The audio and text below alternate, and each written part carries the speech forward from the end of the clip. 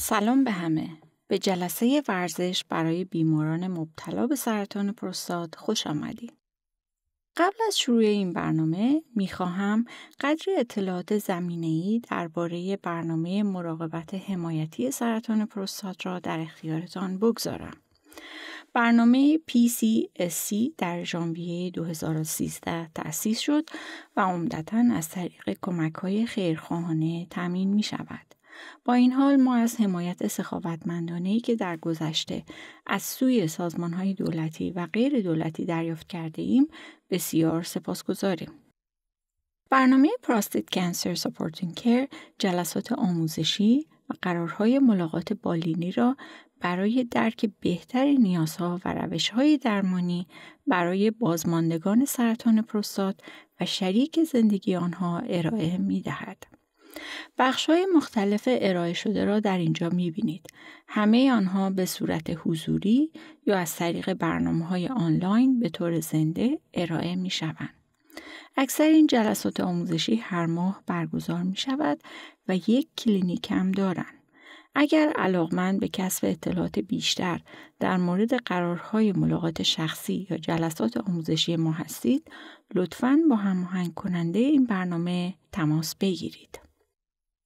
امروز قصد دارم یک گفتگوی کلی در مورد فواید ورزش، دستورالعمل‌های فعلی ورزش برای بیماران مبتلا به سرطان پروستات و استفاده از تمرینات خاص برای مدیریت عوارض جانبی درمان ارائه کنم.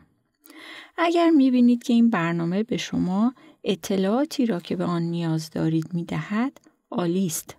با این حال اگر احساس می‌کنید می‌توانید از راهنمایی‌های شخصی بهره‌مند شوید، قویاً به شما توصیه می‌کنم که برای یک مشاوره انفرادی با یکی از فیزیولوژیست‌های ورزشی کلینیک ما برنامه‌ریزی کنید. در طول ویزیت‌های شخصی با گفتگو در مورد اهداف شما و بررسی سابقه پزشکی شما شروع می‌کنیم. در مرحله بعد یک سری تست‌های ورزشی برای ارزیابی میزان آمادگی جسمی فعلی شما انجام خواهیم داد. بر اساس این ارزیابی با هم یک برنامه تمرینی متناسب با نیازهای شما ایجاد خواهیم کرد. پس از این مشاوره اولیه شما برنامه تمرینی خود را آغاز خواهید کرد و پس از یک ماه مجدداً برای یک جلسه پیگیری با هم ملاقات می‌کنیم. در قرار ملاقات بعدی پیشرفت شما بررسی شده و هر گونه تغییرات لازم را در برنامه ورزشی شما به وجود می‌آوریم. ما با قرارهای بعدی در 3 ماه، 6 ماه و 1 سال به نظارت بر پیشرفت شما ادامه خواهیم داد. هدف ما در طول این جلسات اطمینان از پیشرفت مستمر در روال تمرینی شما و رفع هر گونه سوال یا نگرانی شما به عنوان یک بیمار است. در برنامه امروز می‌خواهیم موضوعات مختلفی را پوشش دهیم. ورزش چیست؟ چرا باید ورزش کنید؟ چقدر ورزش توصیه می شود؟ می خواهیم در مورد تمرینات خاص برای مدیریت عوارض جانبی مرتبط با درمان و نحوه افزایش سلامت و بقای عمر طولانی با ورزش و چگونه شروع بی خطر را صحبت کنیم. ورزش چیست؟ ابتدا بیایید روشن کنیم که فعالیت بدنی شامل چه مواردی است. این کار شامل هر نوع حرکت است، از راه رفتن ساده تا فعالیت‌های سخت‌تر، از راه رفتن، باغبانی، استفاده از جارو برقی یا حتی بازی گلف، بازی با حیوانات، هر نوع انتقال از حالت استراحت به حرکت یا از بی حرکتی به حرکت شامل فعالیت بدنی می شود. تفاوت بین فعالیت بدنی و ورزش پیرامون ساختار آن است. ورزش به عنوان هر حرکت برنامه‌ریزی شده، شکل یافته، تکراری و خودخواسته که برای بهبود یا حفظ سلامت جسمی فرد انجام می شود، تعریف می شود. برای مثال، اگر می خواهید قدرت بازو را افزایش دهید، این کار را با جارو برقی کشیدن یا پیاده روی انجام نمی دهید. شما باید در این مورد هدف محکمی داشته باشید. به منظور بیشتر کردن قدرت بازو باید حداقل 3 بار در هفته تمریناتی را انجام دهیم، مانند حرکت عضله دو سر بازو و برای افزایش و بهبود قدرت بازو. همینطور در مورد بهبود ظرفیت قلبی تنفسی شما نمی توانید این کار را با یک پیاده روی در هفته به مدت 10 دقیقه انجام دهید. شاید به عنوان یک نقطه شروع بله، اما در نهایت این 1 بار در هفته باید به پیاده روی 3 بار در هفته به مدت 30 دقیقه تبدیل شود و در نهایت به 5 بار در هفته به مدت 30 دقیقه افزایش یابد تا واقعاً وضعیت قلبی شما شروع به پیشرفت کند. بنابراین تفاوت بزرگ در اینجا این است که فعالیت بدنی شما شامل هر حرکتی است، اما ورزش همراه با قصد است و معمولاً هدفی را دنبال می کند و در پایان نتیجه‌ای به دست می آورد. و در نهایت ما یک رفتار بی‌تحرکی داریم که می خواهیم از آن دور شویم. رفتار بی‌تحرک اساساً انجام ندادن هیچ حرکتی است. اگر در حال دیدن این برنامه هستید، فقط جلوی صفحه کامپیوتر نشسته اید. شاید در محل کار زمان زیادی را جلوی میز کارتان میگذرانید. ممکن است بعد از کار که به خانه برمیگردید زمان زیادی را جلوی تلویزیون میگذرانید یا مشغول مطالعه میشوید. ممکن است پیشتر این اصطلاح را شنیده باشید. اما رفتار یک جا نشستن امروز مانند سیگار کشیدن تلقی می شود. ما تدریجاً سعی می کنیم از آن فاصله بگیریم، زیرا خطراتی برای سلامتی و اثرات منفی زیادی بر سلامتی وجود دارد که ناشی از رفتار بی‌تحرکی است. وقتی صحبت از رفتار بی‌تحرکی به میان می آید، می دانیم که این رفتار با افزایش خطر مرگ و میر در همه موارد و مرگ در اثر بیماری‌های قلبی عروقی، سرطان، دیابت نوع 2 و بیماری‌های قلبی عروقی مرتبط است. ریسک همه بیماری‌های عمده اگر نه بیشتر آنها در نهایت با حرکت نکردن بالا می رود. بیاین یه نمونه رو با هم نگاه کنیم. ما در اینجا 2 نفر داریم. یکی قرمز رنگ که او را سارا می‌خوانیم و دیگری با رنگ سبز که نام او مایک است. بیایید یک روز معمولی آنها را دنبال کنیم. سارا روز خود را با بیدار شدن در صبح، صرف صبحانه، سپس سوار ماشین می شود. او تا سر کار 45 دقیقه رانندگی می کند. هنگامی که در محل کار است، تمام روز را پشت میز خود می گذراند. با استراحت‌های گاه و بیگاه برای آب خوردن، توالت رفتن و شاید یک پیاده روی کوتاه در دور و بر دفتر کارش. پس از کار او برای برگشت 1 ساعته به خانه دوباره سوار ماشینش می شود و در طول مسیر با ترافیک روبرو می شود. وقتی به خانه می رسد، قبل از رفتن به رخت خواب، وقت خود را با تماشای تلویزیون می گذراند. حالا بیایید سطح فعالی بدنی سارا را در طول روز ارزیابی کنیم. او به غیر از حرکت برای سوار و پیاده شدن از ماشینش و شاید چند پیاده روی کوتاه در زمان استراحت نهار اصلاً فعالیت بدنی زیادی نداشته است. از سوی دیگر بیایید مایک را در نظر بگیریم. خوشبختانه مایک تنها 20 دقیقه پیاده تا محل کارش فاصله دارد. برای همین او پیاده روی به محل کار را انتخاب می کند. او هم مثل سارا یک کار پشت میز نشینی دارد. با این حال مایک اهمیت ترکیب استراحت‌های ورزشی را در روز کاری خود تشخیص می دهد. بنابراین مایک در هر ساعت هدفی را برای انجام نوعی حرکت، چه گپ زدن با یک همکار یا رفتن به دستشویی مشخص می کند. در زمان نهار نیمی از استراحت خود را به خوردن غذا و نیمی دیگر را به پیاده روی سریع اختصاص می دهد. تا پایان روز که پیاده به خانه برمیگردد، پس از رسیدن به خانه او بلافاصله قبل از آماده کردن شام 30 دقیقه دوچرخه سواری می کند. بعد از شام وقتی را در کارگاه نجاری خود می گذراند و روی پروژه کار می کند. درست قبل از خواب سگش را برای پیاده روی می برد. بین سطح فعالیت بدنی سارا و مایک تفاوت فاحشی وجود دارد. در حالی که سارا فعالیت بدنی زیادی نداشت، مایک حرکات متعددی را در طول روز انجام داد. چیزی که ما در اینجا از آن حمایت می‌کنیم مفهوم میان وعده‌های ورزشی است. دوره‌های کوتاه ورزشی پراکنده در طول روز. ممکن است تعجب کنید چرا این دوره‌های کوتاه ورزشی ضروری هستند؟ خب بدن به طرز چشمگیری تطبیق پذیر است. اگر به طور مدام بی تحرک باشید، بدن شما این را به عنوان نشانه‌ای تعبیر می‌کند که بنابر آن برخی از عضلات استفاده نمی‌شوند و ممکن است شروع به از بین بردن آنها کند. بافت عضلانی برای نگهداری خود انرژی قابل توجهی نیاز دارد.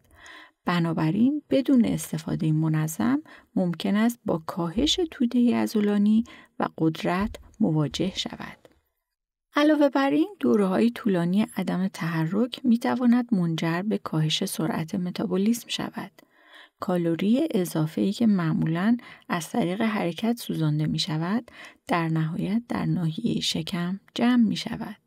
تجمع بیش از حد چربی در اطراف شکم خطر ابتلا به بیماری‌های مختلف را افزایش می‌دهد. با انجام این حرکت‌های کوچک در طول روز، متابولیسم را تحریک کرده و گردش خون را تقویت می‌کنیم.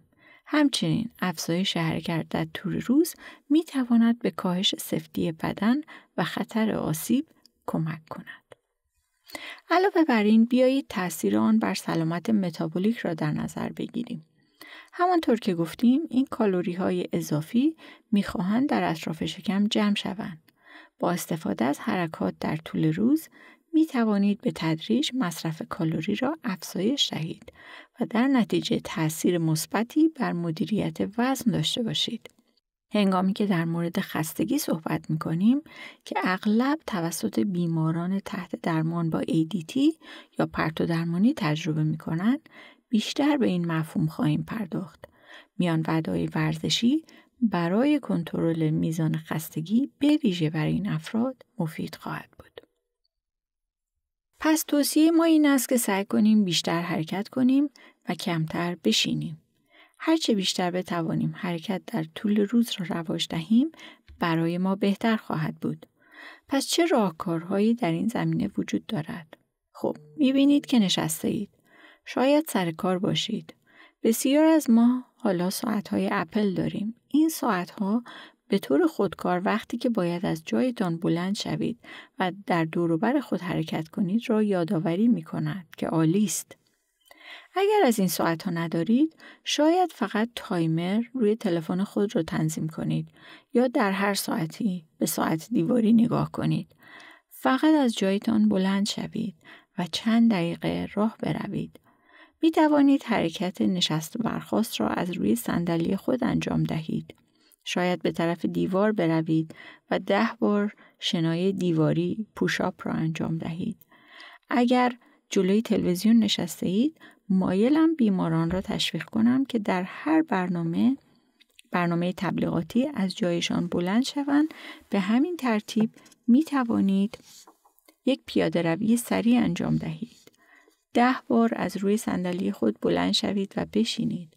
شاید این کار را در نظر بگیرید که ریموت را کنار تلویزیون بگذارید تا اگر نیاز به تعویض کانال دارید از جای خود بلند شوید. ریموت را بردارید، کانال را عوض کنید، بعد بیایید بنشینید. بنابراین بسیاری استراتژی‌های مختلف را می توانید برای افزایش حرکت در طول روز به کار بگیرید. سوال رایج دیگری که پرسیده می شود این است که آیا ورزش ضروری است یا خیر؟ این یک سوال بجاست. ما می دانیم که علت اصلی مرگ و میر در مردان مبتلا به سرطان پروستات بیماری‌های قلبی عروقی است.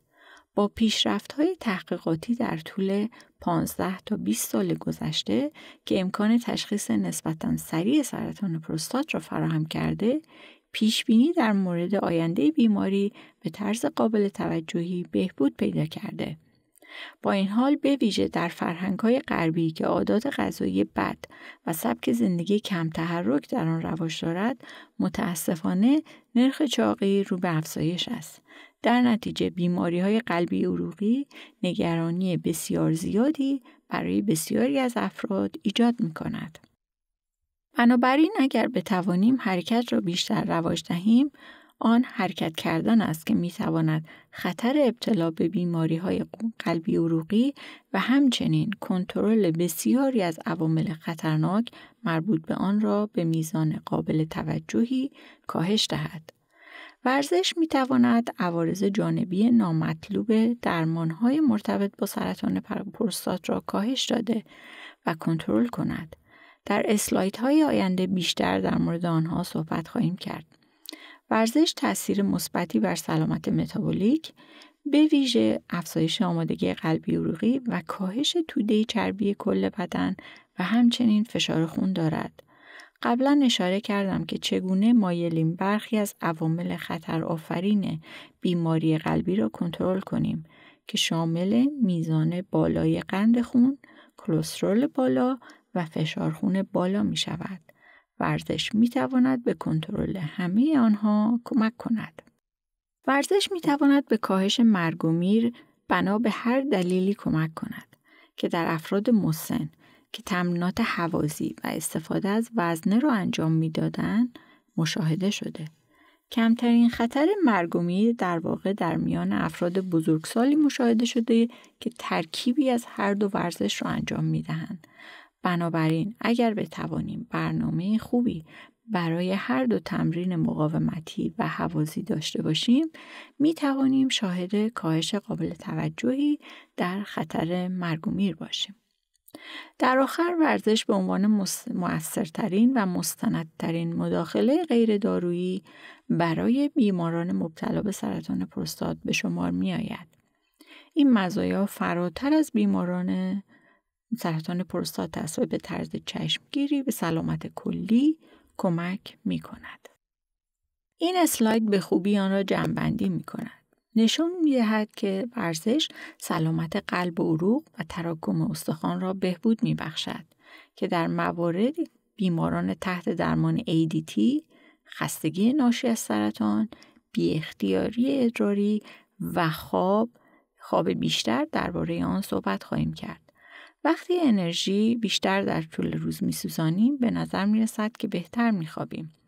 عملکرد جنسی، توده عضلانی و قدرت برای بیماران تحت درمان هورمونی بسیار مهم است. در ضمن ترکیب بدن، ما فقط در مورد این صحبت کردیم که چگونه افزایش اندازه دور شکم شما می‌تواند منجر به ایجاد بیماری‌های قلبی عروقی شود. من واقعا میخواهم تمرکز زیادی روی کنترل میزان توده چربی در بدنمان داشته باشیم. کنترل قند خون به ویژه برای بیمارانی که در حد پیش دیابتی هستند مهم است. پزشکان اغلب توصیه میکنند قبل از متوسل شدن به داروهای بیشتر، ورزش و تغییر سبک زندگی را در پیش بگیرید. انجام یک روال نیروزای تمرینات قدرتی و ورزش منظم اغلب میتواند به بیماران کمک کند تا از نیاز به چنین داروهایی اجتناب کنند. ورزش همچنین نقش مهمی در حفظ وزن سالم، افزایش انعطاف پذیری و تعادل دارد. علاوه بر این، سابقه اثبات شده‌ای در بهبود سلامت روان دارد. وقتی استرس دارین، پیاده‌روی یا ورزش شدید می‌تواند علائم آن را کاهش داده و بعد از آن احساس بسیار بهتری به شما دهد. سوال بعدی این است که چقدر ورزش توصیه می‌شود؟ ما در اینجا 4 رکن تمرینات ورزشی را مرور خواهیم کرد که هر کدام ارزش خاص خود و زمان کلی که میبایست به آنها اختصاص دهید را دارند. ما به هر یک به طور خاص خواهیم پرداخت. در مورد تمرینات هوازی، مقاومتی، انعطاف پذیری و تعادل صحبت خواهیم کرد. اما قبل از انجام این کار، من فقط از شما میخواهم که 1 دقیقه وقت بگذارید و چند تا از این سوالات را از خود بپرسید و باز هم این موارد را در ادامه مرور خواهیم کرد. به عنوان فیزیولوژیست ورزش ما مایلیم برای دستورات ورزشی از اصل فیت استفاده کنیم. F مخفف فریکونسی به معنای تناوب است. باز هم از خودتان سوال کنید در حال حاضر هر چند وقت یک بار ورزش می کنید؟ آیا هفته یک بار به پیاده روی می روید؟ شاید هفته یک بار شنا می کنید؟ آیا این کار هر روز است؟ آی برای اینتنسیتی به معنای شدت است. چقدر به خود فشار می آورید؟ آیا فکر می کنید که هنگام یک پیاده روی سبک به اندازه کافی سختی به خود می دهید؟ آیا هنگام انجام تمرینات ورزشی کاملا به نفس زدن می افتید؟ تی برای تایم است. اینکه چقدر وقت می گذارید؟ آیا روزی 2 دقیقه انجام می دهید؟ آیا در هر روز 10 دقیقه انجام می دهید؟ آیا 5 روز در هفته روزی 1 ساعت تمرین می کنید؟ و تی برای تایپ است. چه نوع ورزش‌هایی انجام می دهید؟ آیا به باغبانی به عنوان یک ورزش نگاه می کنید؟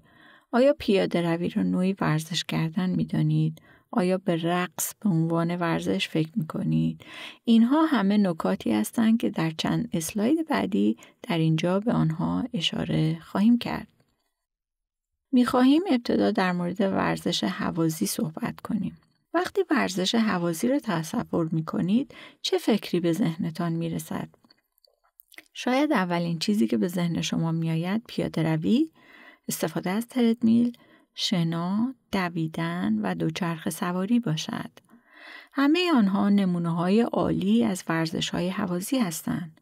اداره بهداشت کانادا میگوید هدف ما مجموعاً حداقل 150 دقیقه در هفته ورزش هوازی متوسط تا شدید است. اکنون میخواهم در اینجا با چند اسلاید وضعیت متوسط و شدید را تعریف کنم. اما 150 دقیقه شما به این عدد نگاه کنید و تصور میکنید که این مجموعه عدد بزرگی است. درست. حالا این عدد را بگیریم و کمی آن را باز کنیم.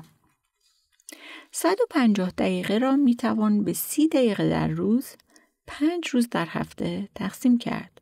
ما میتوانیم آن را حتی بیشتر باز کنیم. این 30 دقیقه را تعیین کنیم و میتوانیم آن را به 3 دور 10 دقیقه‌ای برای 3 بار در روز تقسیم کنید. پس میتوانید به صورت 10 دقیقه صبح، 10 دقیقه بعد از ظهر و 10 دقیقه عصر باشد.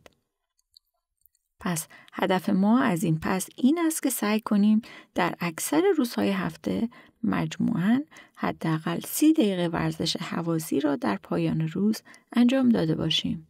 اگر این بدان معناست که هر بار با 5 دقیقه پیاده روی شروع کنید و به تدریج به آن اضافه کنید خیلی خوب است.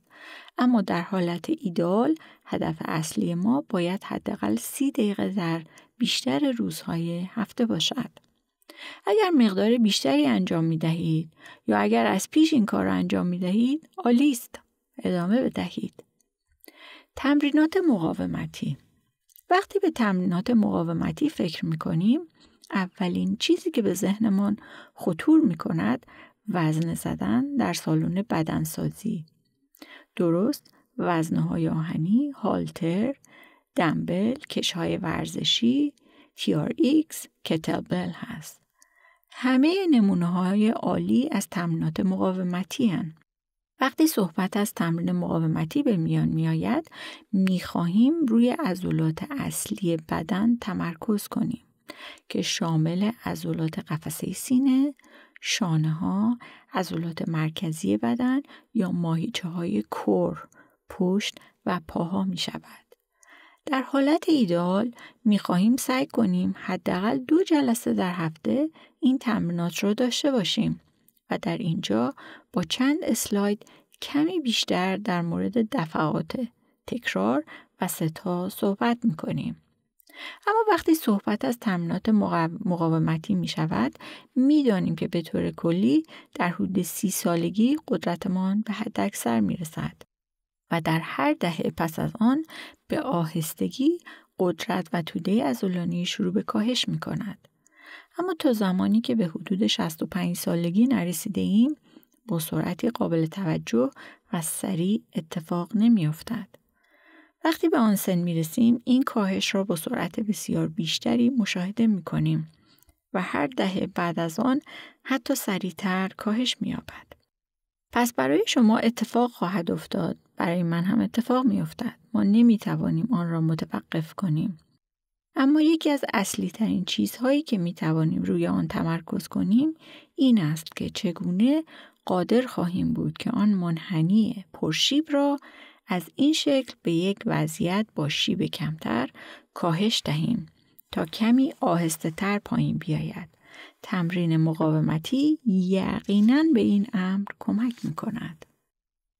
بخش بعدی که روی آن چند نفر از شما آسیب‌های آزاردهنده‌ای مثل گردن درد، مشکلات شانه یا کمردرد را تجربه کرده اید.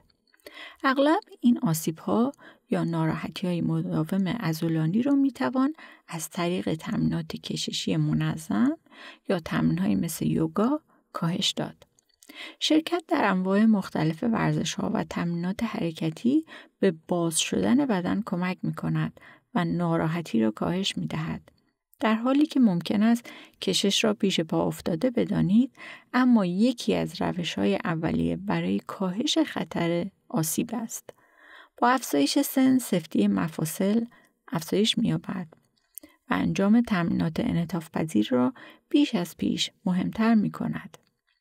بنابراین توصیه می‌کنم تمرین‌های کششی یا انعطاف‌پذیری را به طور ایدئال بعد از ورزش یا یک دوش آب گرم، زمانی که ماهیچه‌ها گرم شدن و بیشتر پذیرای کشش هستند، در برنامه روتین خود بگنجانید.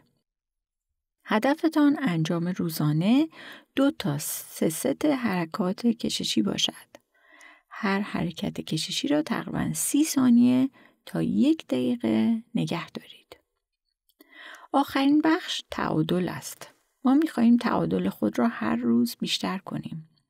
روش قدیمی این بود که تعادل باید برای هر فردی که در معرض خطر افتادن است یا فرد بالای 65 سال تجویز شود. من به همه و هر کسی توصیه می‌کنم که باید تمرینات تعادلی انجام بدین.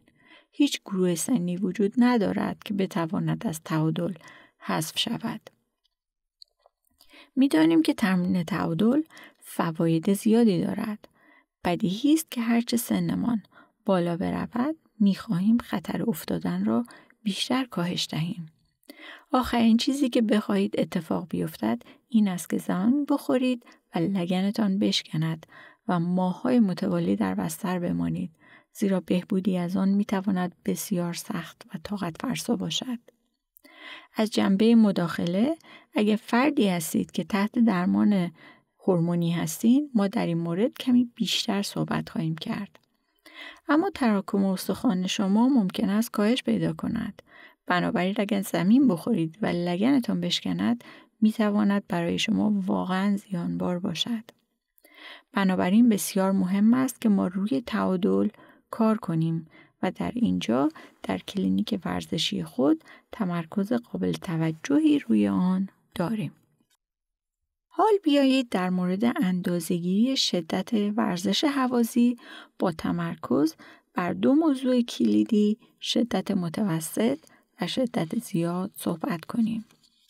قبل از پرداختن به این موضوعات می‌خواهم کمی به عقب برگردم. وقتی صحبت از ورزش می‌شود، مراحلی را می‌گذرانیم. در ابتدا مرحله گرم کردن است. درست مانند گرم کردن یک ماشین سرد قبل از رانندگی در یک روز نسبتاً سرد.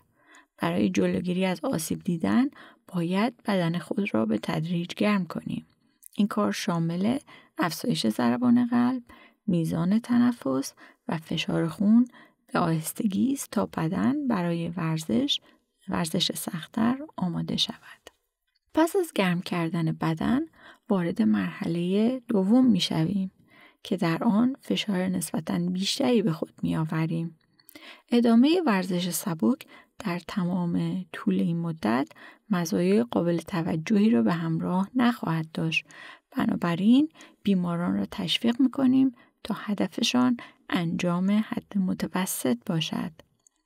برای اندازه‌گیری این وضعیت در نظر بگیرید آیا می توانید در حین ورزش به حرف زدن ادامه بدهید؟ اگه بله، در وضعیت متوسط هستید. اگر به راحتی می توانید سوت بزنید یا آواز بخوانید، این ورزش خیلی سبک است و باید شدت آن را افزایش دهید. علاوه بر این، ما از مقیاس فشار وارد شده RPE استفاده می کنیم که میزان سختی ورزش را برای شما اندازه گیری می کند.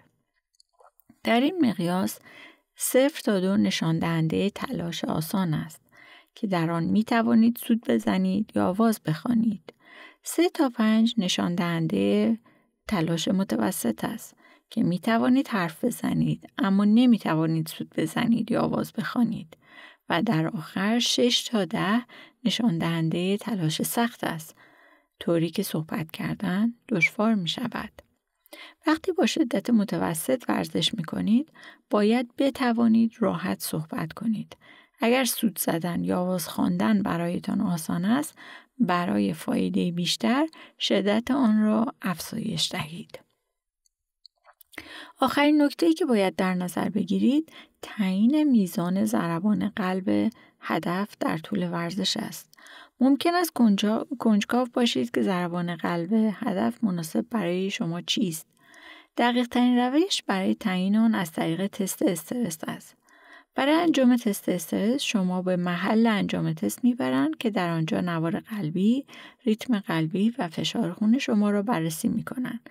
سپس روی تردمیل راه میروید و به تدریج شیب و سرعت را افزایش میدهند تا به حد اکثر ظرفیت قلبی خود برسید.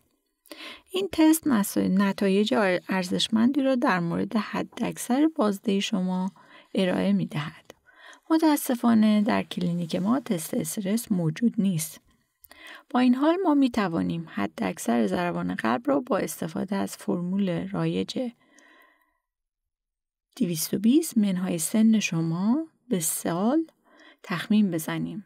برای تعیین ضربان قلب در مورد تمرینات با شدت متوسط معمولاً بین 50 تا 70% حد اکثر ضربان قلب شما خواهد بود. اجازه دهید برای ساده کردن یه فرد 20 ساله را در نظر بگیریم. با کم کردن عدد 20 از 220 عدد 200 حاصل می شود. با ضرب 200 در نیم عدد 100 و با ضرب 200 در 0.70 عدد 140 به دست می آید. با این حال چند دلیل وجود دارد که چرا من این روش را نمی پسندم. یه دلیل آن اینه که اگر از داروهایی استفاده می‌کنین که ضربان قلب شما رو کاهش بده، مانند مسدود کننده‌های بتا، این فرمول در مورد شما دقیق نخواهد بود، زیرا ضربان قلب شما را به میزان قابل توجهی پایین می‌آورد.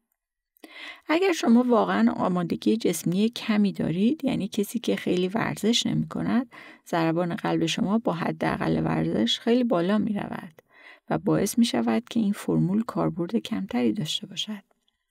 برعکس، اگر آمادگی جسمی شما خیلی خوب باشد و برای سنتان عادت به ورزش دارید، ضربان قلب هدف برای شما بسیار کمتر خواهد بود. در حالی که هدف شما بالا بردن ضربان قلبتان است، اما آمادگی بدن شما از افزایش سریع آن جلوگیری می کند.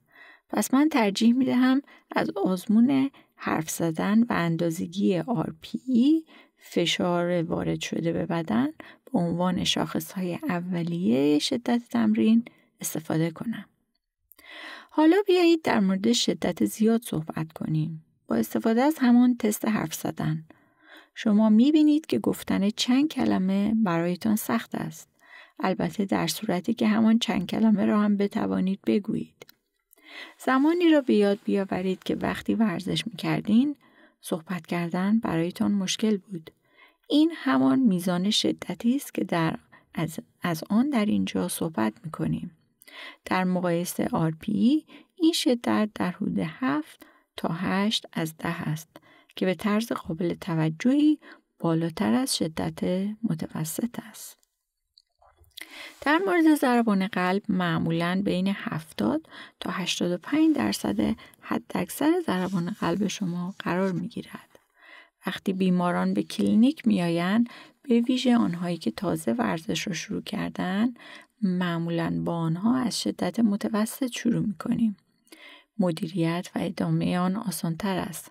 به تدریج آنها را با درجه شدت بیشتر آشنا می‌کنیم.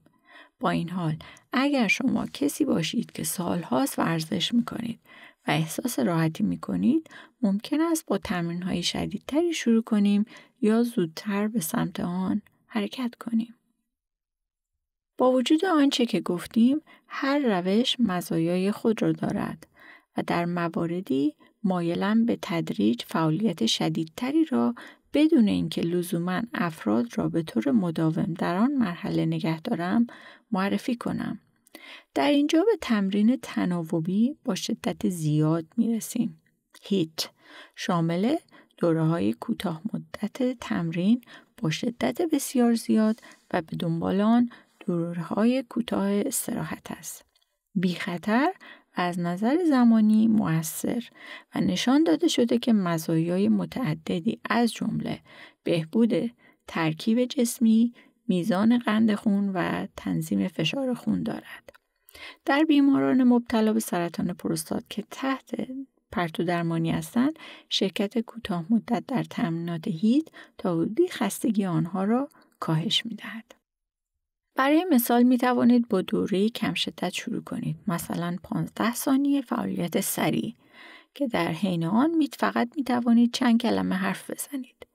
به دنبال آن 45 ثانیه بهبودی آهسته که در آن می توانید سوت بزنید یا آواز بخوانید. این چرخه را در مجموع 4 دقیقه تکرار کنید. پس از آن می توانید به تدریج شدت را افزایش داده مانند 20 ثانیه سریع و 40 ثانیه آهسته یا 30 ثانیه سریع 30 ثانیه آهسته. هدف این است که در نهایت برای هر 1 دقیقه فعالیت سریع به دنبال آن 1 دقیقه بهبودی آهسته را تمرین کنید. این اعداد قابل تغییر هستند و اشکالی ندارد که از فواصل کوتاه‌تری مثل 5 یا 10 ثانیه تمرینات سریع شروع کنید و بعد از آن به تدریج بیشتر کنید. نکته کلیدی این است که از جایی شروع کنید که برایتان راحت است و به تدریج در طول زمان آن را بیشتر کنید. یکی دیگر از زمینه‌های مهمی که می‌خواهیم مشخص کنیم تعادل است. همانطور که قبلا ذکر شد، عوارض جانبی درمان می‌تواند بر تعادل تأثیر بگذارد و خطر افتادن را افزایش دهد که ممکن است به ویژه برای بیماران با تراکم استخوان کم به دلیل مواجهه با خطر بیشتر شکستگی نگران کننده باشد. تمرینات مربوط به تعادل و کارایی همراه با سایر اشکال فعالیت برای کاهش خطر افتادن توصیه می شود. برای بهبود تعادل چه کار می توانید بکنید؟ برنامه‌ای به نام Clock Yourself هست. می توانید آن را دانلود کنید.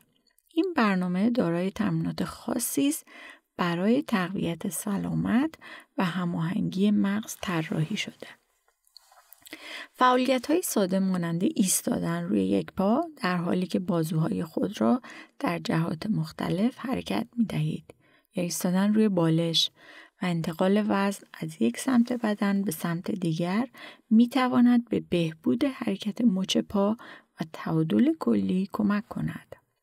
حتی ایستادن ساده روی هر دو پا و بستن چشم‌ها می‌تواند نشان دهد که واقعاً چقدر تعادل دارید. تا وقتی که به آن عادت نداشته باشید، ممکن است حرکت شما از یک طرف به طرف دیگر یا احساس عدم تعادلتان شما را متعجب کند. روش‌های مؤثر متعددی برای تمرین تعادل وجود دارد و اگر سوالی دارید می توانید با ما در کلینیک همکاری کنید تا برنامه متناسب برای شما فراهم کنیم. آیا خطری ندارد؟ وقتی روی تعادل خود کار می کنید، احساس کمی لرزش یا عدم ثبات طبیعی است. وقتی محکم روی هر دو پا می ایستیم، احساس اعتماد به نفس می کنیم. اما بلند کردن یک پا می تواند باعث ایجاد احساس عدم تعادل شود. داشتن تکیه‌گاهی در آن نزدیکی مانند دیوار یا صندلی برای جلوگیری از افتادن ضروری است. با پرداختن به این خطرات و اطمینان از اقدامات ایمنی می توانیم در این برنامه به تدریج تعادل شما را بهبود دهیم. این اسلاید اساساً 3 مرحله از تمرین را که قبلا در مورد آن صحبت کردیم خلاصه می کند. گرم کردن، آماده سازی و سرد کردن بدن.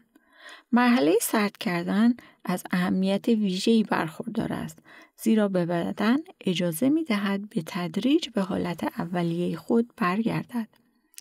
توقف ناگهانی پس از ورزش شدید می تواند منجر به جمع شدن خون در پاها شود و طبیعتاً باعث سرگیجه یا سبکی سر شود. در طول سرد کردن بدن ضروری است که پیاده روی آهسته و پیوسته مشابه مرحله گرم کردن داشته باشید. این مرحله همچنین فرصتی برای انجام حرکات کششی فراهم می کند که می تواند خطر آسیب دیدگی در طول دوره تمرین را کاهش دهد. چرا تمرینات هوازی انجام می دهیم؟ تحقیقات نشان می دهد که این کار می تواند به طرز قابل توجهی بقای عمر را افزایش دهد. همه اشکال ورزش و فعالیت‌های بدنی به افزایش میزان بقا تا 58% کمک می کند و ورزش سخت خطر مرگ ناشی از سرطان پروستات را حتی بیش از این کاهش می دهد. نکته مهمی که باید به آن توجه داشت این است که افزایش آمادگی جسمی هوازی همونطور که در افزایش زمان 2 برابر شدن PSA نشان داده می شود می تواند پیشرفت سرطان پروستات را کاهش دهد. این معیار توسط آنکولوژیست‌ها به دقت نظارت شده و نشان داده که ورزش هوازی زمان مورد لزوم برای 2 برابر شدن مقدار PSA را طولانی می کند. بنابراین تداوم در تمرینات هوازی می تواند تأثیر مثبتی بر سطح PSA داشته باشد. از خودتان سوال کنید در حال حاضر چقدر ورزش می کنید و چه کارهایی را می توانید همین امروز و از الان شروع کنید. اگر تا به حال این کار را نکرده اید، حالا زمان مناسبی برای یک میان وعده حرکتی است. 1 دقیقه برای انجام 5 حرکت دراز و نشست یا 10 بار فشار بر روی دیوار وقت بگذارید. حتی می توانید کمی تا دستشویی راه بروید. به یاد داشته باشید این حرکات نباید بیش از حد سخت باشند، اما گنجاندن آنها در طول روز می تواند تأثیر مثبت قابل توجهی بر سلامت شما داشته باشد. حالا به تمرینات مقاومتی می پردازیم که با تعداد ست‌ها، دفعات تکرار و میزان وزنه اندازه‌گیری می شوند. برای روشن شدن این اصطلاحات مثالی را در نظر می گیریم. انجام تمرین پرس بالای سر با 2 وزنه 10 پوندی. هر بار شامل بالا بردن وزنه ها به بالای سر و پایین آوردن آنهاست. اگر 10 بار این کار را انجام دهیم یعنی آن را 10 بار تکرار کرده ایم. حالا اگر 1 دقیقه استراحت کنید و این مجموعه را 2 بار دیگر تکرار کنید. 3 ست 10 بار تکرار را انجام داده اید. تکرارها تعداد دفعاتی که حرکات را انجام می دهید و ست‌ها هر گروه از تکرارها را نشان می دهند و وزن یا بار نشان دهنده میزان وزن استفاده شده است. در این مثال وزنه دمبل ها 10 پوندی بودن، اما این وزنه میتونه شامل وزن بدن شما هم باشه.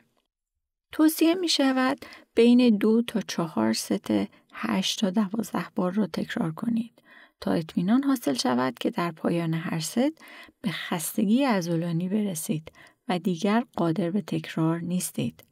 به عنوان مثال، اگر هدف شما 3 ست 10 تایی برای چرخش ماهیچه‌های 2 سر بازوست، با دمبل شروع کنید و بعد چرخش را انجام دهید. اگر نمی توانید تکرار 11 را کامل کنید، این نشانه خوبی از مناسب بودن وزن است. با این حال، اگر بتوانید برای 2 ست متوالی از دفعات تکرار مورد نظر بالاتر بروید، نشان دهد که وزن خیلی سبک است و ممکن است لازم باشد کمی آن را افزایش دهید. برعکس اگر برای رسیدن به دفعات تکرار مورد نظر خیلی تلاش میکنید، مثلا فقط 6 یا 7 تکرار را انجام میدهید، نشانه سنگینی وزن است و باید آن را کاهش دهید. در مورد سرعت، حفظ کنترل در طول حرکت بسیار مهم است. من قانون 2-2 را ترجیح میدم. 2 ثانیه برای بالا کردن وزنه و 2 ثانیه برای پایین آوردن آن. چه برای چرخش 2 سر بازو، پرس بالای سر یا اسکوات، این سرعت بدون تکیه بر شتاب حرکتی فعال شدن عضلات را تأمین می کند. دستیابی به دامنه کامل حرکت به همان اندازه مهم است. اگر زمانی را به ورزش اختصاص می دهید، باید مطمئن شوید که آن را درست انجام می دهید. به عنوان مثال، اگر 1 دور کامل چرخش 2 سر بازو و شامل بلند کردن از حالت کاملا کشیده به انقباض کامل باشد، هر حرکت کمتری به این معنی است که شما تمام فیبرهای عضلانی را به کار نمیگیرید. به طور مشابه با پرس شانه، اگر فقط تا نیمه بلند می کنید، دامنه کامل را از دست می دهید. البته ممکن است تغییراتی در مورد آسیب دیدگی ها ضروری باشد، اما ایجاد هدف برای یک دامنه حرکتی کامل به کارگیری حداکثر عضلات، قدرت بیشتر و افزایش حجم ماهیچه را تضمین می کند. علاوه بر این، استراحت بین ست‌ها بسیار مهم است. با وجود محدودیت‌های زمانی، عجله در انجام ست‌ها می‌تواند مانع از بهبودی سیستم عصبی و غدد درونریز شما شود. پس از فشار آوردن حداکثر برای انجام یک ست با 10 بار تکرار، عضلات شما برای بهبودی به زمان نیاز دارد. در حالت ایدئال، حداقل 1 دقیقه بین ست‌ها زمان بگذارید. اگر وزنه‌های سنگین‌تری بلند می‌کنید، استراحت را به 1 دقیقه و 15 یا 30 ثانیه افزایش بدید. برای وزنه‌های سبکتر و تکرارهای بیشتر، مثل 15 یا حتی 20 بار تکرار، یک استراحت 30 تا 45 ثانیه ممکنه کافی باشه. بر اساس نیاز تنظیم کنید، اما آن استراحت بین ست‌ها را در اولویت قرار بدین. و در آخر نفس کشیدن را فراموش نکنید. ممکن است به نظر یک حس مشترک بیاید، اما بسیاری از ما به خصوص در جلسات وزن زدن از این موضوع غافل می شویم. یادتان باشد که نفس بکشید و از قرمز شدن صورت خود جلوگیری کنید، به خصوص اگر فشار خون بالا دارید، زیرا می تواند فشار خون شما را افزایش دهد. تنها روی تنفس تمرکز کنید. با این حال اگر داشتن یک الگو را ترجیح می دهید، در مرحله انقباض درونگرا یا کار نفستان را بیرون بدهید و در مرحله انقباض برونگرا یا مرحله بهبودی دم را انجام بدهید. به عنوان مثال در طول پرس بالای سر که مرحله کار است، در حالی که وزنه را به بالای سر می برین، با بازدم نفس را بیرون بدین. سپس در مرحله پایین آوردن که مرحله بهبودی است، تنفس دم را انجام بدین. به همین ترتیب در حین چرخش عضلات 2 سر بازو، در حالی که وزنه را بالا میبرین، بازدم و زمانی که آن را پایین میآورین، دم را انجام بدین. به همین ترتیب در حین اسکوات، هنگام پایین آمدن دم و هنگام ایستادن بازدم و ماهیچه ها را درگیر میکنیم. از نظر تمرینات مقاومتی در اینجا چند نمونه آورده شده که می توانید در خانه آنها را امتحان کنید. برای اسکوات رو صندلی می توانید با استفاده از دسته صندلی برای کمک گرفتن شروع کنید و به تدریج بدون هیچ کمکی اسکوات هوایی یا با وزن بدن را انجام بدین. همینطور در مورد شنای سوئدی پوشاپ، تازه کاران می توانند از شنای دیواری شروع کنند و سپس با استفاده از یک میز و بعد از آن پوشاپ روی زمین را ابتدا از زانو و سپس از پا انجام دهند. و در آخر برای پلانک‌ها می توانید آنها را در مقابل دیوار یا روی یک صندلی انجام دهید و سپس روی زمین و در ابتدا با پلانک زانو شروع کنید و سپس به پلانک روی پنجه بروید. در 20 سالگی ممکنه داشتن توده عضلانی به چشم بیاد. با بالا رفتن سن عملکرد بسیار مهم میشه. تأکید بر این موضوع ضروری است اغلب تا زمانی که با چالش‌هایی مثل آسیب‌ها یا درمان‌های پزشکی مواجه می‌شویم توانایی بدن خود را بدیهی می‌دانیم. با بالا رفتن سن هدف ما باید حفظ استقلال باشد، به ویژه برای مردان. ما می‌خواهیم بتونیم کارهای روزانه مثل حمل مواد غذایی، بازی با فرزندان یا نوه‌ها، حرکت بدون کمک را انجام بدیم. ورزش منظم می تواند به طور قابل توجهی به دستیابی به این اهداف کمک کند. ضرب المثل استفاده کن یا از دست بده در اینجا صادق است. تداوم اهمیت کلیدی دارد. تبدیل کردن به ورزش به بخشی از روال معمولمان درست مثل مسواک زدن. با گنجاندن ورزش در سبک زندگی خود به طور منظم می توانیم با افزایش سن کیفیت زندگی خود را ارتقا دهیم. هدف نهایی این است که استقلال را تا سالهای بعد حفظ کنیم. به طور بالقوه تا وقتی که به 70, 80, 90 یا حتی 100 سالگی می رسیم، هیچ چیز نگران کننده تر از این نیست که باید برای انجام کارهای روزانه به دیگران یا افرادی که کمکمان می کنند متکی باشیم. قدرت چطور؟ این جنبه‌ای است که زیاد به آن نپرداخته‌ایم. اساساً قدرت به توانایی در حرکت سریع اشاره دارد. فیبرهای عضلانی با انقباض سریع کلیدی برای تولید نیروی سریع هستند و برای کارهایی مانند راه رفتن سریع، واکنش به حرکت ناگهانی، بالا رفتن از پله‌ها و سایر کارهای روزمره حیاتی هستند. این سناریو را در نظر بگیرید. برای پیاده روی بیرون رفته اید و لیز می‌خورید. عکس‌العمل‌های سریع برای جلوگیری از افتادن و آسیب احتمالی با تنظیم سریع جای پا یا دراز کردن دست برای محکم نگه داشتن شماست.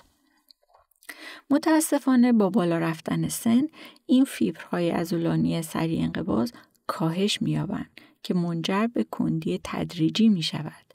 با این حال گنجاندن سرعت در بلند کردن وزنه می تواند این عضلات را مورد هدف قرار داده و به مبارزه با این کاهش کمک کند. چگونه؟ با بلند کردن سریع وزنها و پایین آوردن آهسته آنها. تمرین قدرتی شکل پیشرفته تری از ورزش است و توصیه می شود قبل از پریدن به طرف آن با یک فیزیولوژیست ورزشی مشورت کنید. آنها می توانند راهنمایی‌های متناسب با نیازهای شما را ارائه دهند و از بی‌خطر بودن آن اطمینان یابند.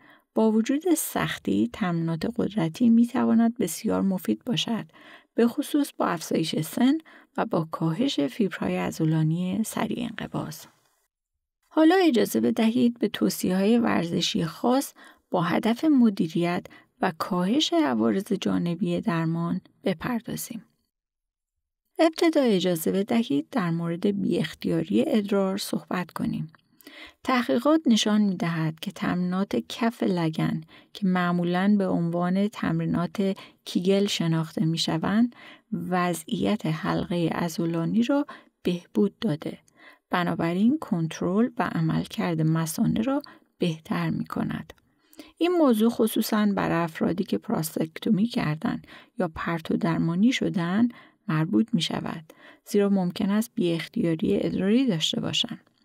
فعال کردن ماهیچه‌های کف لگن می تواند مزایای متعددی داشته باشد، از جمله برگشت بالقوه سریعتر به کنترل ادرار پس از جراحی و رعایت دستورالعمل‌های فعالیت بدنی قبل از جراحی که می تواند به کاهش بی‌اختیاری پس از جراحی کمک کند. به تمرینات کف لگن در کلینیک ورزش پرداخته نمی شود، اما ما یک بخش کامل را به مشکلات مثانه و روده اختصاص می دهیم. چه در حال آماده شدن برای جراحی باشید، چه در حال حاضر با بی اختیاری ادراری روبرو باشید یا در حال بررسی برای انجام پرتو درمانی باشید، داشتن این آگاهی می تواند ارزشمند باشد. حضور در جلسه آموزشی راجع به این موضوع را به شدت توصیه می کنم. اگر بعد از آن هنوز سوال یا نگرانی دارید یا اگر به طور فعال درگیر بی اختیاری هستید، برنامه‌ریزی برای یک جلسه خصوصی با یکی از فیزیوتراپیست های کف لگن می تواند برای شما مفید باشد. تخمین زده می شود که بیش از 80% از بیماران سرطانی در مقطعی دچار خستگی می شوند.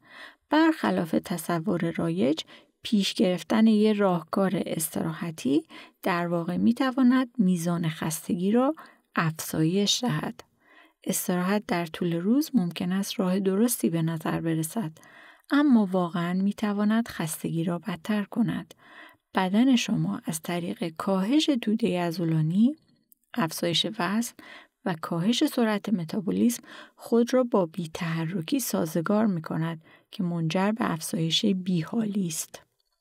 به جای اینکه وقتی از پرتو درمانی یا هورمون درمانی احساس خستگی می کنید، روز خود را در رخت خواب بگذرانید، انجام حرکات سبک می تواند مفید باشد. حتی پیاده‌روی‌های کوتاه یا ورزش‌های ساده مانند چند بار ایستادن و نشستن در هر ساعت می تواند به مبارزه با خستگی کمک کند. نیازی به پیاده‌روی طولانی نیست. حتی حرکات کوچک در طول روز می تواند تفاوت قابل توجهی در کنترل خستگی ایجاد کند. ثابت شده است که تمرینات هوازی و مقاومتی در کنترل خستگی بسیار مؤثر هستند و در صورت تجویز صحیح اغلب نسبت به اثر بخشی دارو پیشی می گیرند. برای افزایش میزان انرژی سعی کنید روزانه با افزایش کنترل شده ورزش کنید و به تدریج شدت آن را در طول زمان بیشتر کنید. به علاوه برنامه‌ریزی جلسات ورزشی را در ساعات زودتر روز، زمانی که سطح انرژی معمولاً بیشتر است، در نظر بگیرید. چه استراتژی‌های دیگری را می‌توانیم برای کاهش خستگی در نظر بگیریم؟ نمونه‌هایی از ورزش در اوایل روز، در مقابل شب و ایده تقسیم ورزش به دوره‌های کوتاه‌تر را برایتان گفتم. به جای یک پیاده‌روی 30 دقیقه‌ای، 3 بار پیاده‌روی 10 دقیقه‌ای را در نظر بگیرید. زمان پیاده‌روی طولانی خود را کاهش دهید. به عنوان مثال، به جای 60 دقیقه 20 دقیقه پیاده‌روی کنید. سعی کنید هر ساعتی از جایتان بلند شوید و در خانه قدم بزنید تا خون به جریان بیفتد و متابولیسم بدنتان افزایش یابد. وقفه‌های ورزشی داشته باشید. به عنوان مثال، در طول تبلیغات تلویزیونی سعی کنید 10 حرکت درازنشست و یا چند شنای دیواری انجام دهید. حال مواقعی وجود دارد که ممکن است در انجام تمرینات ورزشی خود زیاده‌روی کنید. برای مثال، اگر دوشنبه ورزش می‌کنید و سه‌شنبه کمی با درد از خواب بیدار می‌شوید، اما همچنان می‌توانید فعالیت‌های روزانه خود را انجام دهید، این وضعیت طبیعی است.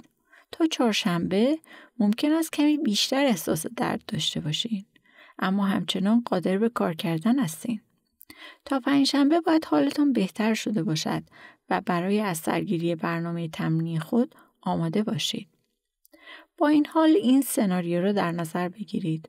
روز دوشنبه تمرین روتین خود را کامل می کنید. اما بلافاصله پس از آن در رخت خواب می مانید و نمی توانید حرکت کنید. روز بعد باز هم نمی توانید حرکت کنید یا فعالیت های روزانه خود را انجام دهید و این کار برای 3 یا 4 روز ادامه دارد. این نشان می دهد که شما زیاده روی کرده اید.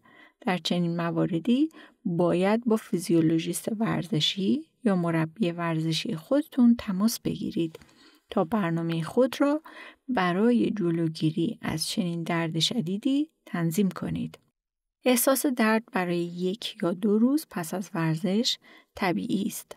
اما اگر 3، 4 یا 5 روز پس از ورزش قادر به انجام فعالیت‌های روزانه یا راه رفتن نباشید، بیش از حد به خودتان فشار آورده اید. بسیار مهم است که برای کمک بیشتر با متخصص ورزش خود مشورت کنید. حالا در مورد رابطه بین ورزش و درمان هورمونی صحبت می‌کنیم. نقش ورزش در کمک به تغییرات ایجاد شده در ترکیب بدن به خوبی مشخص شده. از سوی دیگه درمان با محرومیت از آندروژن ADT یا همون هورمونی منجر به افزایش چربی بدن و کاهش تقریباً 10% از توده عضلانی میشه که معمولاً در 12 ماه اولیه درمان اتفاق میفته. ADT که از آن برای کند شدن پیشرفت سرطان پروستات استفاده میشه، با کاهش شدید سطح تستوسترون در مردان اغلب تا 0 میتونه این تاثیر رو ایجاد کنه. در نتیجه نبود تستوسترون در بدن مردان میتواند منجر به پیامدهای قابل توجهی مانند کاهش توده عضلانی، افزایش وزن، گرگ گرفتگی و خستگی شود. این اثرات بر تأثیر اساسی ADT بر جنبه‌های مختلف سلامت و تندرستی تاکید می‌کند.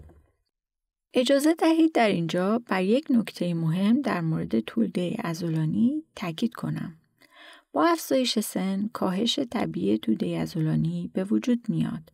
مفهومی که قبلا به آن اشاره کردیم، حالا وقتی این کاهش طبیعی را با درمان هورمونی ترکیب کنین، تاثیرش بیشتر میشه. بنابراین برای بیماران تحت درمان هورمونی شرکت در تمرینات مقاومتی ضروری است. این کار به عنوان یک استاندارد طلایی به کار گرفته میشه، زیرا تا حد ممکن به حفظ توده عضلانی کمک میکنه. علاوه بر این، مردان مبتلا به سرطان پروستات که به دلیل عواملی مثل کاهش آندروژن، کم شدن فعالیت بدنی یا غذا خوردن ناشی از استرس چاق میشوند، با خطرات شدیدتری برای تجربه عوارض جانبی مرتبط با درمان مواجهند. همونطور که قبلا گفتیم، مسائلی مانند افزایش وزن، خستگی و گرگ گرفتگی میتواند با درمان هورمونی بدتر شود. علاوه بر این، همونطور که قبلا هم صحبت شده، کاهش توده عضلانی میتواند آمادگی اندام اسکلتی عضلانی را به خطر بندازه و باعث تضعیف قدرت بشه. خوشبختانه ورزش، به ویژه تمرینات مقاومتی، در حفظ توده عضلانی بدون چربی و کاهش این نگرانی‌ها مؤثره. قبلا به اهمیت دفعات تکرار و ستا اشاره کردیم. برای بیمارانی که تحت درمان هورمونی قرار می‌گیرند، معمولاً به آنها توصیه می‌کنیم که بلند کردن وزنه‌های سنگین‌تر را بیشتر در نظر داشته باشند و هدفشان حدود 8 بار تکرار در هر ست باشد. به این معنا که با رسیدن به تکرار 8م شما را به شکست در انجام آن بکشاند.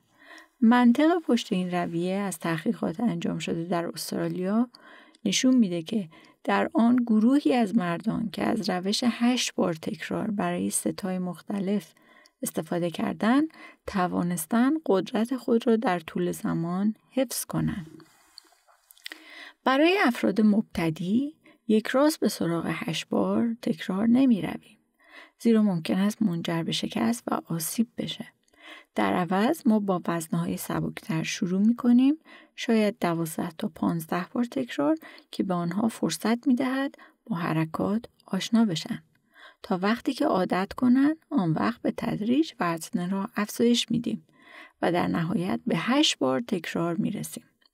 این یک مسیر پیش روست که به صورت سبک شروع میشه و به تدریج افزایش پیدا میکنه. اگر مایلید بیشتر به این موضوع بپردازین، مطمئناً میتونیم در طول قرار ملاقات‌های کلینیکی راجع به اون صحبت کنیم. بیایید به نقش ورزش و به حداقل رساندن تحلیل استخوان بپردازیم. پوکی استخوان وضعیتی است که با از بین رفتن بافت استخوانی منجر به شکنندگی استخوان‌ها و شکستن آن می‌شود.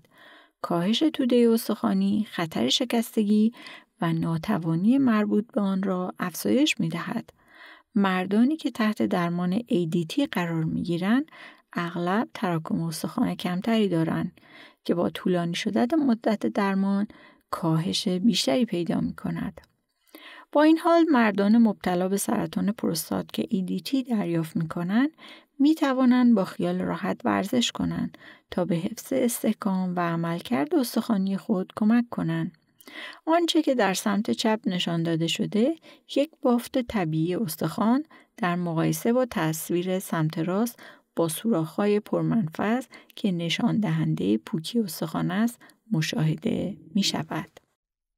همونطور که قبلا در مورد آن صحبت کردیم، درمان طولانی مدت ADT خطر ابتلا به پوکی استخوان را افزایش می دهد. با توجه به عواقب احتمالی مانند شکستگی لگن، ناشی از زمین خوردن، تمرکز بر تقویت استحکام استخوان به ویژه برای بیماران تحت درمان هورمونی بسیار مهم است. ترکیب تمرینات هوازی، مقاومتی و ضربه‌ای می تواند به ساخت توده استخوانی، تقویت ساختار استخوانی، محدود کردن تحلیل استخوان و کاهش احتمال افتادن کمک کند. شاید از خود بپرسید که تمرینات ضربه‌ای دیگر چیست؟ اینها شامل فعالیت‌هایی مانند طناب زدن، تمرینات پرشی یا پریدن روی جعبه و پایین پریدن از آن است. حتی حرکات ساده تر مانند در جا راه رفتن یا بلند شدن روی انگشتان پا و پایین آمدن رو پاشنه‌های پا در حالی که دستان خود را به صندلی حائل کرده اید به عنوان تمرینات ضربه‌ای محسوب می‌شوند. این حرکات بر استخوان‌های بلند پاهای شما تاثیر می‌گذارد و انجام مکرر آن در طول زمان می‌تواند به قوی شدن کمک کند. با این حال قبل از شروع هر گونه تمرین ضربه‌ای مهم است که با یک فیزیولوژیست ورزشی مشورت کنید. ما باید سابقه پزشکی و سلامت استخوان شما را در نظر بگیریم. به عنوان مثال، اگر تصویر تراکم مواد معدنی استخوان نشان دهد که استخوان‌های بسیار ضعیفی دارید، شروع با تمرینات پرضربه ممکن است خالی از خطر نباشد و خطر شکستگی را افزایش دهد. ممکن است لازم باشد با فعالیت‌های سبکتر شروع کنیم و به تدریج پیشرفت کنیم. اگر علاقه‌مند به انجام این تمرینات هستید، توصیه می‌کنم با فیزیولوژیست ورزشی در کلینیک PCSC یک قرار ملاقات بگذارید. ورزش همچنین می‌تواند برای سلامت جنسی و میل جنسی مفید باشد. کاهش فعالیت جنسی و میل جنسی پس از جراحی و در طول یا بعد از استفاده از ADT رایج است. با این حال مطالعات نشان داده که یک برنامه 3 ماهه تمرین مقاومتی گروهی و تمرینات هوازی می تواند به حفظ فعالیت جنسی، تقویت میل جنسی و افزایش احساس مردانگی کمک کند. ورزش‌های مقاومتی و هوازی با شدت متوسط تا زیاد تا حدی برای بیماران تحت درمان با ADT اثر بخش نشان داده شده. همچنین ممکن است تأثیر غیر مستقیم بر سلامت جنسی داشته باشد. نمیخواهیم بگوییم که وزن زدن به طور خودکار میل جنسی شما را برمیگرداند یا اختلال نوز را برطرف میکند. اما تحقیقات جدید نشان می‌دهد که وزن زدن چه در باشگاه و چه در خانه می‌تواند تأثیر مثبتی داشته باشد. اگر با مشکلات مهمی در رابطه با سلامت جنسی مواجه هستید، اکیداً توصیه می‌کنم با پرستار سلامت جنسی و پزشک متخصص طب جنسی که در این زمینه تخصص دارند قرار ملاقات بگذارید. درمان هورمونی می‌تواند عوارض جانبی متعددی داشته باشد. یکی از آنها گر گرفتگی است که 80% از بیماران تحت درمان با ADT آن را تجربه کردند. ما یک بخش کامل را به مدیریت این عوارض جانبی اختصاص داده ایم. اگر با هر یک از اثرات نامطلوب ADT دست و پنجه نرم می‌کنید، قویاً توصیه می‌کنم در بخش ایدیتی شرکت کنید، جایی که متخصصان می‌توانند به شما در یافتن استراتژی‌هایی برای مقابله با عوارض کمک کنند. سلامت روان یکی دیگر از زمینه‌های مهم است. زیرا کاهش سلامت روان در میان بیماران سرطان پروستات رواج دارد. بسیاری از افراد متوجه تغییراتی در کیفیت زندگی خود می‌شوند و با چالش‌های جدیدی مانند بی‌اختیاری ادرار، خستگی، افزایش وزن و کاهش عضله مواجه‌اند. این تغییرات می‌تواند طاقت فرسا باشد و مردان اغلب تمایل دارند مشکلات خود را به جای صحبت در مورد آنها در درون خود بریزند. با اینکه ممکن است دوستان و خانواده سعی در کمک به شما داشته باشند، اما ممکن است به طور کامل آنچه که بر شما می‌گذرد را درک نکنند. صحبت با یک متخصص واجد صلاحیت مانند یک مشاور بالینی برای عبور از این مشکلات مفید است. به جای روی هم جمع کردن استرس و اضطراب، صحبت درباره نگرانی‌هایتان و ایجاد استراتژی‌های مقابله می‌تواند فوق‌العاده مفید باشد. ما در برنامه خود یک مشاور داریم و در صورتی که علاقه‌مند باشید، برنامه‌ریزی برای یک مشاوره می‌تواند بسیار مفید باشد. در مورد ورزش برای کسانی که متاستازهای استخوانی و سرطان پیشرفته دارند، اگر درست تجویز شود می‌تواند بی خطر باشد. با این حال بسیار مهم است که در مورد وضعیت خود در کلینیک ورزشی صحبت کنید تا بتوانیم ارزیابی‌های لازم را انجام دهیم و سوالات مربوطه را بپرسیم. به عنوان مثال، ما باید هر حرکتی را که باعث درد یا ناراحتی شما می شود شناسایی کنیم تا مطمئن شویم که تغییرات مناسب را ایجاد کرده و از تشدید هر گونه مشکل جلوگیری کنیم. برخی از بیماران ممکن است پس از شیمی درمانی نوروپاتی محیطی را تجربه کنند که شامل از دست رفتن حس به طور معمول در دست و پاها و بیشتر در پاهاست. همان گزگز کردن. این از دست دادن حس می تواند خطر افتادن را افزایش دهد. اگر التهاب اعصاب محیطی را تجربه می کنید، مهم است که با پزشک خود در این باره صحبت کنید. تمرینات تعادلی وجود دارد که می تواند کمک کند، اما در درجه اول با پزشک مشورت کنید.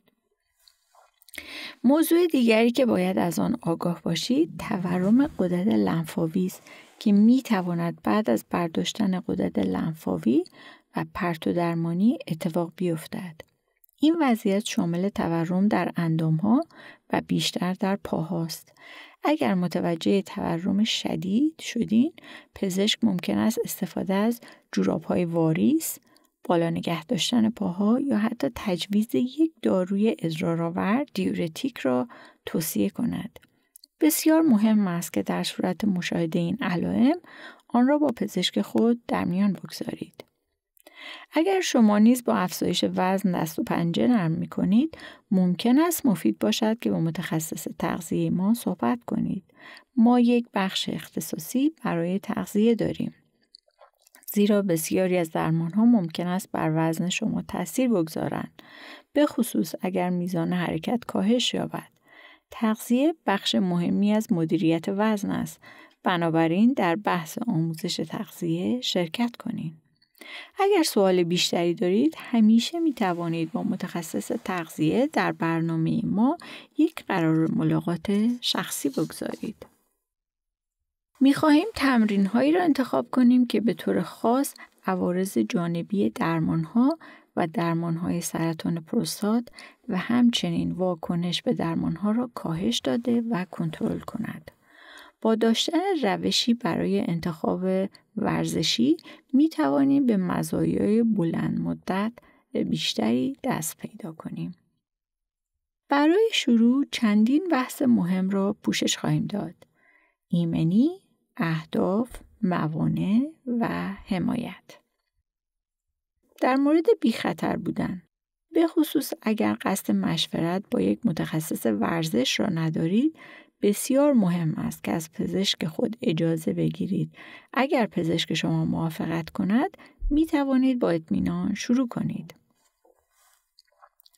ورزش بعد از پروستاتکتومی از چه زمانی بی خطر است؟ به طور معمول در طول 6 هفته اول بلند کردن اجسام سنگین و تمرینات مقاومتی توصیه نمی شود. در این مدت پیاده روی معمولاً شکل اصلی ورزش است.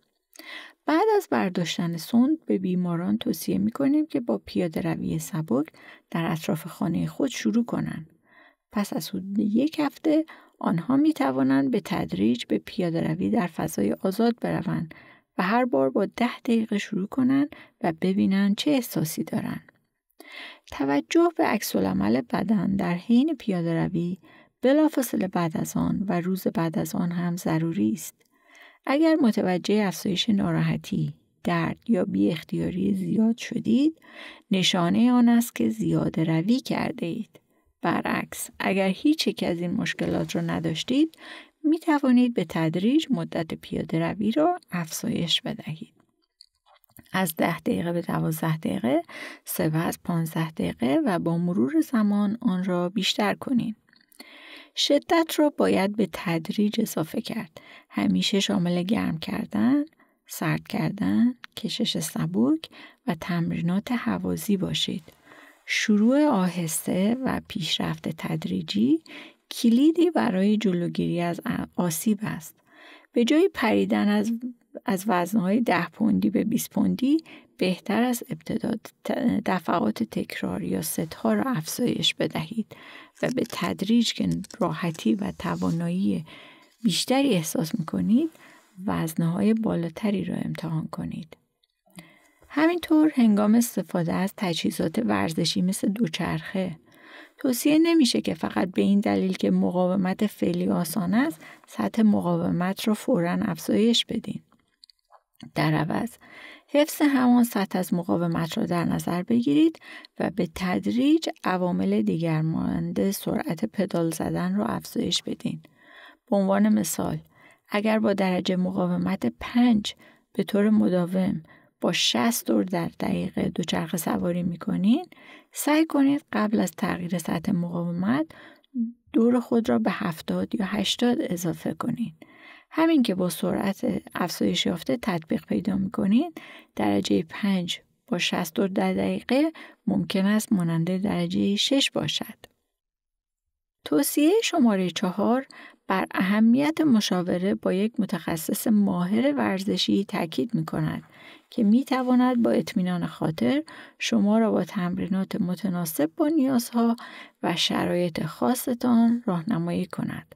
سازمان‌های معتبر مانند انجمن فیزیولوژیست‌های ورزشی کانادا، ورزش پزشکی کانادا، کالج آمریکایی پزشکی ورزش و انجمن فیزیوتراپی BC اطمینان حاصل می‌کنند که متخصصان تخصص لازم برای کار با بیماران مبتلا به سرطان پروستات را داشته باشند. در حالی که امکان کار با یک مربی وجود دارد، اما در صورت نداشتن تجربه با افراد دارای بیماری‌های مزمن مانند بیمارانی مبتلا به سرطان پروستات، خطر اشتباه فهمیدن یا راهنمایی نامناسب وجود دارد. بنابراین توصیه می‌کنم برای دریافت راهنمایی مناسب در مورد شیوه‌های ورزشی با یک متخصص ورزش در کلینیک ما یا در محل کلینیک مشورت کنید. پس از آن با داشتن این اطلاعات می توانید با مربی یا متخصص حرکتی خود به طور مؤثر ارتباط برقرار کنید و اطمینان حاصل کنید که دستورالعمل‌های توصیه شده را برای جلوگیری از آسیب دیدگی و پیشرفت رژیم ورزشی شما دنبال می کنند. وقتی صحبت از تعیین هدف می شود، در کلینیک زمان کافی برای شناسایی اهداف و موانع ورزشی بالقوه شما اختصاص می دیم. ما می دانیم که موانعی در مسیر ورزشی شما به وجود خواهد آمد و هدف ما این است که آنها را فعالانه برطرف کنیم. تعیین اهداف یکی از جنبه‌های مهم رویکرد ماست و اغلب برای اینکه از اهداف اسمارت استفاده می‌کنیم که مخفف specific مشخص، measurable قابل اندازه‌گیری، action oriented پایه عمل، واقع بینانه realistic و به موقع و تایملی هست. اول از همه مشخص بودن مستلزم تعریفی دقیق است از آنچه که می‌خواهید به دست بیارید. به عنوان مثال، اگر هدف اصلی شما کاهش وزن است، باید مقدار آن را مشخص کنیم. قصد دارید چقدر وزن کم کنید؟ فرض کنید حدود 10 پوند. در مرحله بعد با ایجاد یک معیار مشخص برای پیگیری میزان پیشرفت آن را قابل اندازه‌گیری می‌کنیم. اهداف بر پایه عمل مستلزم تعریف نحوه برنامه‌ریزی برای رسیدن به هدف است. به عنوان مثال، تعهد به رفتن به باشگاه بدنسازی 3 بار در هفته به مدت 1 ساعت با اختصاص 30 دقیقه به تمرینات ورزشی قلبی و 30 دقیقه به تمرینات قدرتی. هدف واقع بینانه شامل ارزیابی این است که آیا هدف شما در یک بازه زمانی معین امکان پذیر است یا خیر. به عنوان مثال، کاهش وزن 10 پوند در یک هفته غیر واقعی است، اما رسیدن به آن طی 2 تا 3 ماه منطقی است. در نظر گرفتن موانع احتمالی ضروری است. اگر یکی از دوستان شما را برای یک وقت گذرانی با هم در روز رفتن به ورزشگاه دعوت کند، چطور؟ آیا برنامه دیگری دارید؟ پیشبینی چنین سناریوهایی و داشتن برنامه‌های احتمالی بسیار مهم است. در نهایت تعیین یک هدف به موقع مستلزم ایجاد یک چارچوب زمانی برای دستیابی به آن هدف است. به طور واقع بینانه هدف از دست دادن 1 تا 2 پوند در هفته در طول 1 ماه که در مجموع تقریباً 4 پوند است قابل دستیابی است. در طی 2 تا 3 ماه این کار می‌تواند به کاهش 8 پوند تبدیل شود و آن را به یک هدف عملی‌تر و محکم تبدیل کند.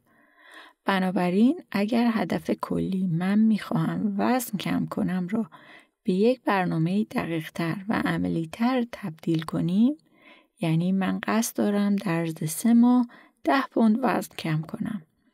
برای رسیدن به این هدف من متعهد شدم که 3 بار در هفته، دوشنبه‌ها، چهارشنبه و جمعه به باشگاه بروم و در طول هر جلسه 30 دقیقه را به تمرینات ورزشی قلبی و 30 دقیقه را به تمرینات قدرتی اختصاص خواهم داد.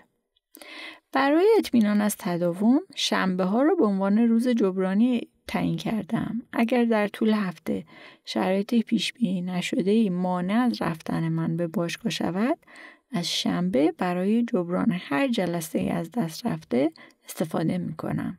با بهبود بخشیدن به اهداف و ترسیم یک برنامه عملی روشن، دستیابی به آن بسیار شدنی‌تر و قابل مدیریت می‌شود. مراحل بعدی، اگر از اطلاعاتی که امروز به آن پرداختیم راضی هستید، عالی است. با این حال اگر مایل باشید از یکی از فیزیولوژیست‌های ورزشی ما وقت بگیرید. در پایان این جلسه اطلاعات تماس با کلینیک ما و تعیین وقت برای ارزیابی را می‌بینید.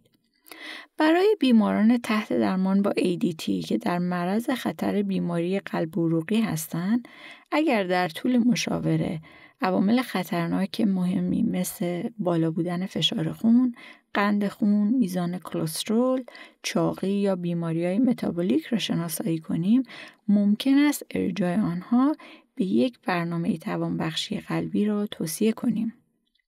علاوه بر خدمات کلینیک ما، برنامه‌ها و منابع اجتماعی متعددی در دسترسند که شامل کلاس‌های ورزشی گروهی مناسب برای بیماران مبتلا به سرطان پروستات، شرکت در تیم‌های سرطان پروستات، قایق اژدها، گروه‌های حمایتی با هدایت متخصصان ورزشی محلی و غیره موجوده.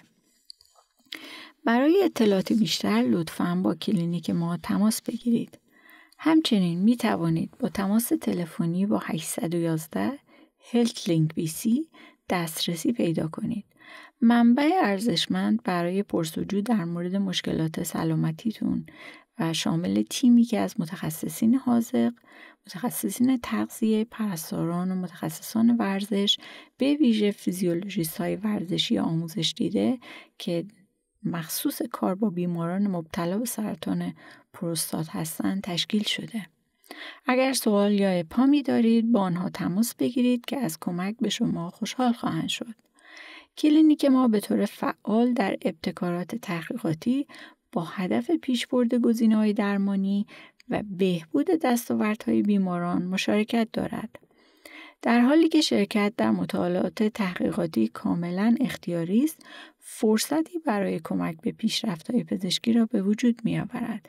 با این حال اگر ترجیح می‌دهید در آن شرکت نکنید کاملا قابل درک است. در پایان می‌خواهم برنامه بازمانده را مورد توجه قرار دهم. یک ابتکار مربوط به تمرین گروهی که برای مردان با تشخیص سرطان پروستات طراحی شده. این برنامه به مدت 6 تا 12 هفته اجرا می شود و هر هفته 2 جلسه 1 ساعته دارد. به طور خاص در حمایت از مردان مبتلا به سرطان پروستات برای حفظ یک برنامه ورزشی مداوم طراحی شده.